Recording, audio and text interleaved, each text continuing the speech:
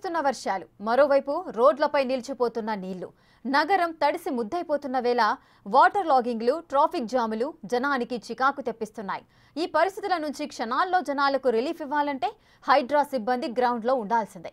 వానాకాలం మబ్బులు హైదరాబాద్ నెత్తి మీద ఉన్నప్పుడు, కుండపోత వర్షాలు కుమ్మేసేందుకు రెడీ అయినప్పుడు హైడ్రా మార్షల్స్ నుంచి వచ్చిన ఒక్క ప్రకటన అటు అధికారులను ఇటు నగరవాసులను ఆందోళనకు గురిచేసింది.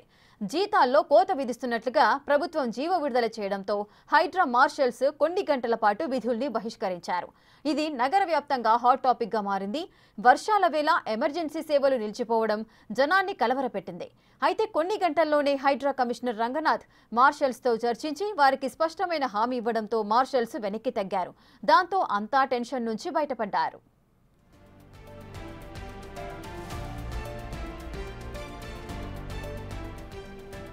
నిజానికి హైడ్రాలో పనిచేసే మార్షల్స్ ఎక్కువగా మాజీ సైనిక ఉద్యోగులే.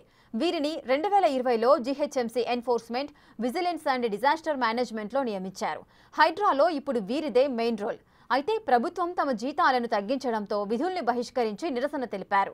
దాంతో హైడ్రా కంట్రోల్ రూమ్, శిక్షణ, ప్రజావాణి సేవలకు అంతరాయం ఏర్పడింది. గ్రేటర్ హైదరాబాద్లోని 150 డివిజన్లలో సేవలు పూర్తిగా నిలిచిపోయాయి.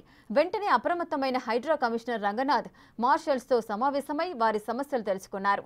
సుదీర్ఘ చర్చల తర్వాత హైడ్రాలో పనిచేసే ఎవరి జీతాలు తగ్గించబోమని స్పష్టమైన ప్రకటన విడుదల చేశారు. అంతేకాదు హైడ్రా మార్షల్స్ జీతాలు ఇంకా పెరుగుతాయని గుడ్ న్యూస్ చెప్పారు.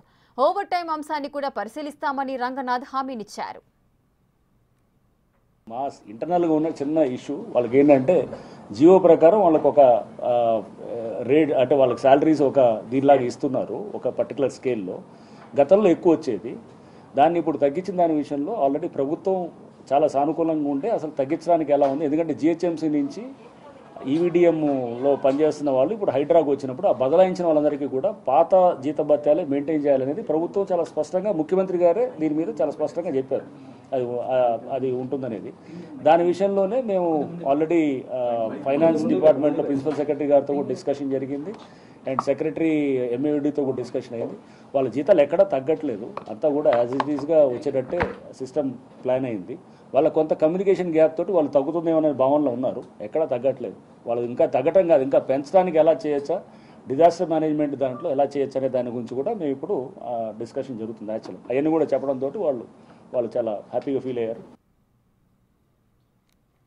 ఇక హైడ్రా కమిషనర్ రంగనాథ్ సానుకూలంగా స్పందించడంపై హైడ్రా మార్షల్స్ ఆనందం వ్యక్తం చేశారు. జీతాల విషయాన్ని సీఎం రేవంత్ రెడ్డి దృష్టికి తీసుకెళ్తామని చెప్పినట్లుగా తెలిపారు.